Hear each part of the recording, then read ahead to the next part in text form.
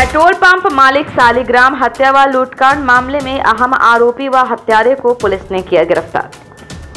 Sahibganj police अधीक्षक ने सोमवार को प्रेस वार्ता कर बताया कि 2 दिसंबर को 3 पहाड़ थाना अंतर्गत लालबन में अज्ञात अपराधियों द्वारा दिन दहाड़े पैसे छीनकर पेट्रोल पंप मालिक शालिग्राम मंडल को गोली मारकर हत्या कर फरार हो गया था। उक्त कांड का उद्भेदन एवं अपराध कर्मियों की गिरफ्तारी हेतु पुलिस अधीक्षक साहिबगंज के द्वारा एक एसआईटी टीम का गठन किया गया था। अनुसंधान के पश्चात एसआईटी टीम दल के द्वारा उक्त घटना का सफल उद्भेदन करते हुए 19 जनवरी को इस घटना को अंजाम देने वाले चारों अपराध कर्मियों को गिरफ्तार कर दी गई है। घटना में प्रयुक्त हथियार, मोटरसाइकिल एवं मोबाइल फोन को बरामद किया गया है।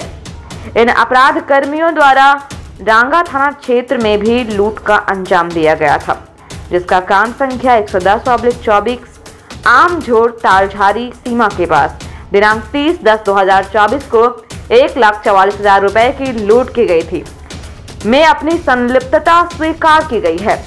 जानकारी के अनुसार इस कांड का मास्टरमाइंड सकल सोरेन के ऊपर करीब 11 केस पहले से दर्ज है। अपराधियों के पास से घटना में प्रयुक्त एक देसी कट्टा, 3 मोटरसाइकिल एवं 3 मोबाइल फोन बरामद किया गया है।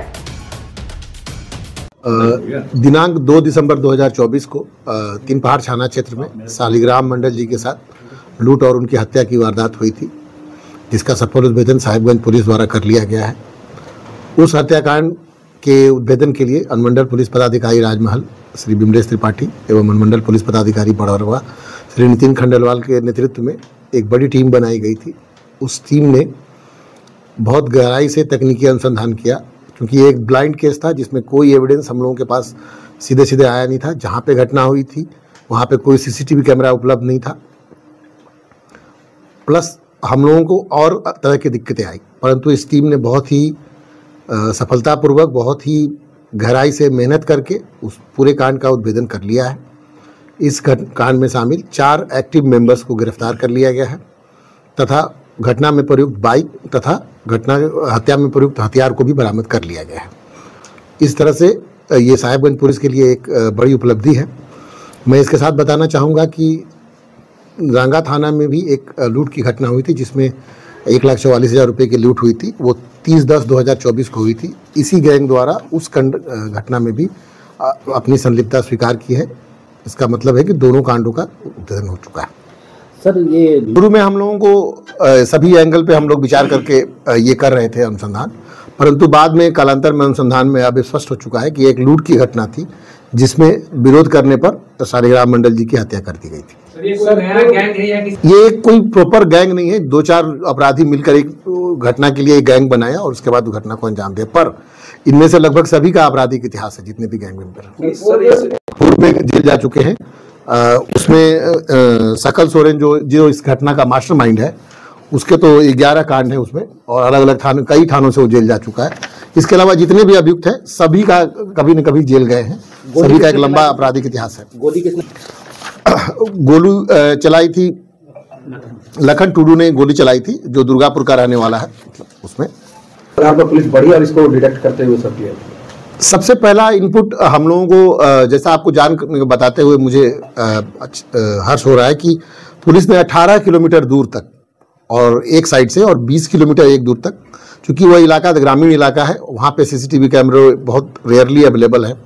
प्लस घटनास्थल के 2 किलोमीटर दाएं और बाएं कोई सीसीटीवी कैमरा उपलब्ध नहीं था। एकदम ब्लाइंड स्पॉट था हमारे लिए। परंतु पुलिस ने अपना जो बेसिक समझ है, जो अपराध के बारे में हमारी जो बेसिक समझ है, उसके आधार पर इन लोगों को प्राथमिक रूप से आइडेंटिफाई किया, मतलब कि ये हो सकते हैं ये 2 जो, और इसका पीछा हम लोगों ने 21 किलोमीटर 22 किलोमीटर दूर तक जो है सीसीटीवी के माध्यम से किया कि वो कहाँ से किस रास्ते से गए। उसके बाद बाकी जो है तकनीकी अनुसंधान हुआ, और तकनीकी अनुसंधान प्लस अपना मैनुअल अनुसंधान होने के बाद ही ये केस डिटेक्ट हुआ पूरा डिटेल में। हाँ, वो जब कल टीम छापेमारी कर रही थी गिरफ्तारी के लिए, तो हमारे गुलाम सरवर जो थाना प्रभारी राजमहल है, ये कूद के जब भागने का प्रयास किए तो उनको पकड़ने में उनका पैर में हेयरलाइन फ्रैक्चर आ गया है। वो अभी उनका इलाज चल रहा है। अभी गिरफ्तारी साहिबगंज होगी। मैं आपको बताना चाहूँगा कि इसमें से जो कुछ मेंबर हैं, गैंग मेंबर, वो यहाँ से बाहर चले गए थे, क्योंकि मैं उस जगह का खुलासा नहीं कर पाऊंगा, अभी अनुसंधान का विषय है। और वो बाहर चले गए थे, हम लोग उनके आने का वेट कर रहे थे। हमारी एक टीम कई जिलों पे कई दिनों से अलग अलग लोकेशंस पे कैंप कर रही थी, बट वहाँ पे हम लोग इसको पकड़ नहीं पाए।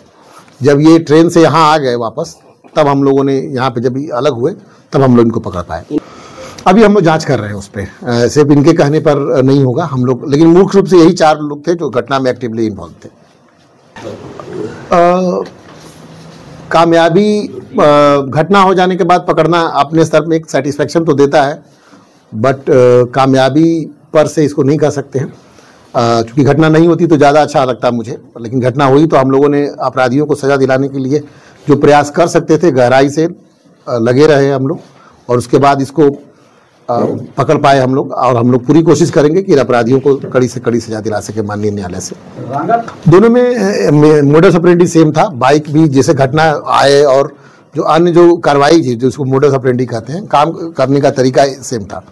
और आपको जानकर ये भी पता चले कि सबसे पहले गिरफ्तारी जो हुई वो रांगा थाने वाले मोहम्मद इम्तियाज की ही पहली गिरफ्तारी हुई तो हम लोगों को। और वो जो बाइक जो घटना में प्रयोग की गई थी, यही बाइक चला रहे थे, और ये बाइक भी हमको इन्हीं के घर से मिली। तो पहली लीड भी हमको रांगा थाने से ही मिली हम लोगों को, और पहली गिरफ्तारी इनकी यही बाहर गए थे, जिसको हम लोग पीछा कर रहे थे काफ़ी दिनों से। तक इनके द्वारा मात्र 1,30,000 रुपये होने की बात बताई गई है। बाकी शेष बिल्कुल पर अनुसंधान कर रहे हैं पुलिस। कुछ पैसे भी बरामद हुए हैं सर क्या? उसका बरामदगी के लिए अलग से प्रयास चल रहा है, मतलब एक टीम हमारी निकली हुई है, वो हम लोग बताएंगे फिर बाद में आपको।